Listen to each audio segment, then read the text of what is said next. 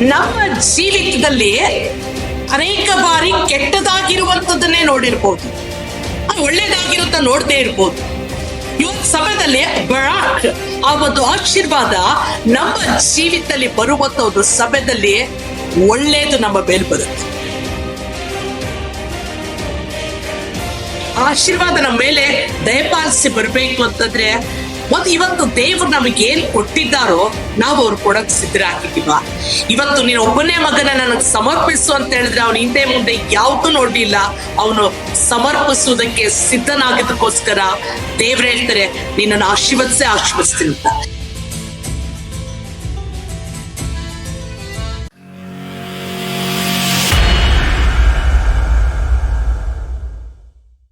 Blessings began with God. ಆಶೀರ್ವಾದ ದೇವರಿಂದನೇ ಬರುವಂತದ್ದಾಗಿರುತ್ತೆ.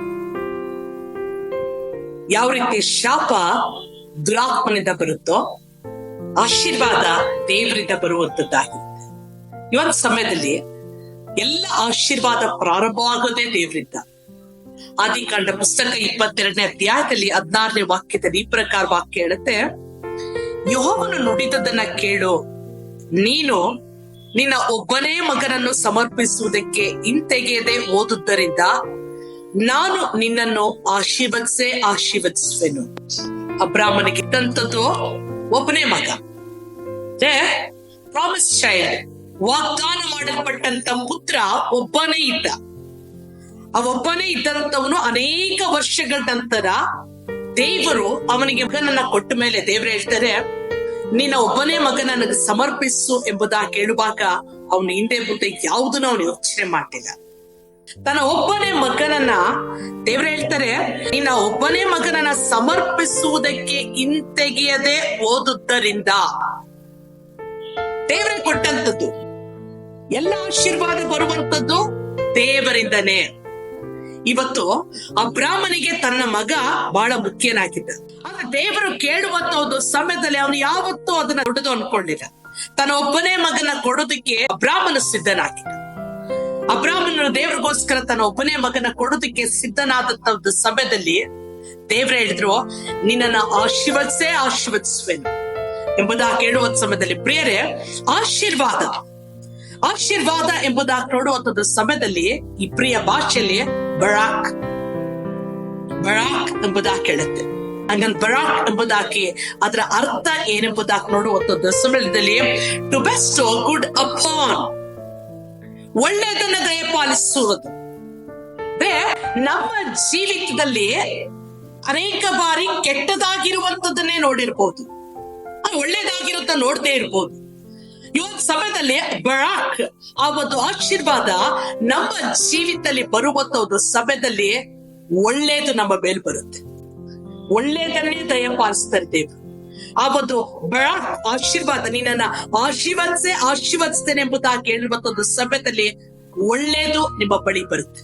ಒಳ್ಳೇದನ್ನು ದಯಪಾಲಿಸುವಂತ ಕೊಡುವಂತ ದೇವರು. ಅಂದ್ರೆ ಎಲ್ಲಾ ಆಶೀರ್ವಾದಗಳ ಮೂಲ ಯಾರು ಅಂದ್ರೆ ದೇವರು. ಆಶೀರ್ವಾದ ಬೇಕು ಅಂತ ನನ್ನ ಸ್ವಂತ ಪ್ರಯತ್ನದಿಂದ ಪ್ರಯತ್ನಿಸ್ತಾ ಇತ್ತು ಅಂದ್ರೆ ಎಲ್ಲಾನು ನಡೆದು ಬಿಡಲ್ಲ.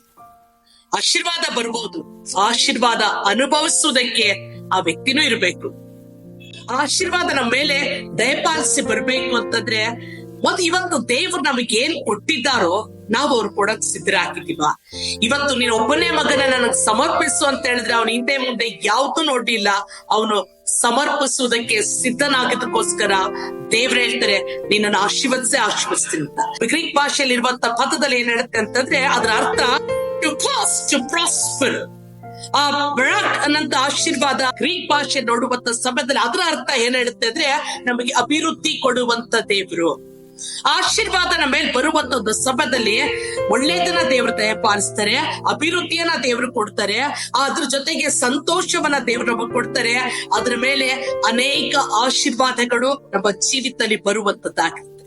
ಈ ಒಂದು ವರ್ಷದಲ್ಲಿ ಬರಾಕ್ ಬ್ಲೆಸ್ಸಿಂಗ್, ಒಳ್ಳೆದನ್ನ ದಯಪಾಲಿಸುವಂತ ದೇವರು, ಅಭಿವೃದ್ಧಿ ಪಡಿಸುವಂತ ದೇವರು, ಸಕಲ ವಿಷಯದಲ್ಲೂ ನಿಮ್ಮನ್ನ ಆಶೀರ್ವದಿಸುವಂತ ದೇವರು ಈ ಒಂದು ಸಮಯದಲ್ಲಿ ಅವರು ತನ್ನ ಒಬ್ಬನೇ ಮಗನ ಕೊಡುವುದಕ್ಕೆ ಕೇಳುವಂತ ಸಮಯದಲ್ಲಿ ಅಬ್ರಾಮ ಯಾವ ರೀತಿ ಕೊಡೋದಕ್ಕೆ ಸಿದ್ಧನಾಗಿದ್ನೋ ನಿಮ್ಮ ಬಳಿ ನೀವು ದೇವ್ರಿಗೆ ಏನ್ ಕೇಳಿದ್ರು ಕೊಡುವುದಕ್ಕೆ ನಾವು ಕಲಿಯುವಂತ ಒಂದು ಸಮಯದಲ್ಲಿ ನಮ್ಮನ್ನ ನಿಜವಾಗ್ಲೂ ದೇವರು ಆಶೀರ್ವದಿಸ್ತಾರೆ. ಎಲ್ಲ ಆಶೀರ್ವಾದ ಬರುವಂತದ್ದು ದೇವರಿಂದ. ಪ್ರೀತಿ ಸ್ವರೂಪನಾದಂತ ದೇವರೇ ಒಂದು ಸಮಯದಲ್ಲಿ ಕರ್ತನೆ ಗುಡ್ ಅಪಾನ್, ಒಳ್ಳೆದನ್ನ ದಯಪಾಲಿಸುವಂತ ದೇವರು. ಕರ್ತನೆ ನೀತಿವಂತರಿಗೆ ಕೆಟ್ಟ ಸುದ್ದಿಯ ಭಯ ಇಲ್ಲ ಅಂತ ವಾಕ್ಯ ಹೇಳಿದ ಪ್ರಕಾರ ಇವತ್ತು ಸ್ವಾಮಿ ಮಕ್ಕಳ ಜೀವಿತದಲ್ಲಿ ಕರ್ತನೆ ಇವತ್ತು ಬರಾಕ್ ಎಂಬುದಾಗಿ ಹೇಳುವಾಗ ಒಳ್ಳೆದನ್ನ ದಯಪಾಲಿಸುವಂತ ದೇವರು ಇವರ ಜೀವಿತದಲ್ಲಿ ಕರ್ತನೆ ಒಳ್ಳೆದನ್ನೇ ಕೊಡ್ಲಿಕ್ಕತ್ತನೆ ಸ್ವಾಮಿ. ಒಳ್ಳೆ ಕಾರ್ಯಗಳೇ ನಡಿಲಿಕ್ಕತ್ತನೆ, ಅಭಿವೃದ್ಧಿ ಪಡಿಸುವಂತ ಕಾರ್ಯಗಳು ಉಂಟಾಗ್ಲಿ. ಇವತ್ತು ವೀಕ್ಷಿಸ್ತಿರುವಂತವ್ರಿಗೆ ಕರ್ತನೆ ಅವರು ಸಂತೋಷ ಪಡುವಂತ ಕಾರ್ಯಗಳು ಅವರ ಜೀವಿತದಲ್ಲಿ ಉಂಟಾಗ್ಲಿ. ಇವತ್ತು ವೀಕ್ಷಿಸ್ತಿರುವಂತವ್ರಿಗೆ ಕರ್ತನೆ ಸ್ವಾಮಿ ಆಶೀರ್ವಾದ ಮೇಲೆ ಆಶೀರ್ವಾದ, ಬರಾಕ್ ಒಳ್ಳೆ ಕಾರ್ಯಗಳು ಸ್ವಾಮಿ. ಯಾಕಂದ್ರೆ ಆಶೀರ್ವಾದ ಮೂಲ ನೀನಾಗಿದೆಯ ಕರ್ತನೆ. ಒಬ್ಬೊಬ್ಬನ ಆಶೀರ್ವದಿಸು, ಬಲಪಡಿಸು. ಯೇಸುವಿನ ನಾಮದಲ್ಲಿ ಬೇಡುತ್ತೇವೆ ತಂದೆ, ಆಮೆನ್.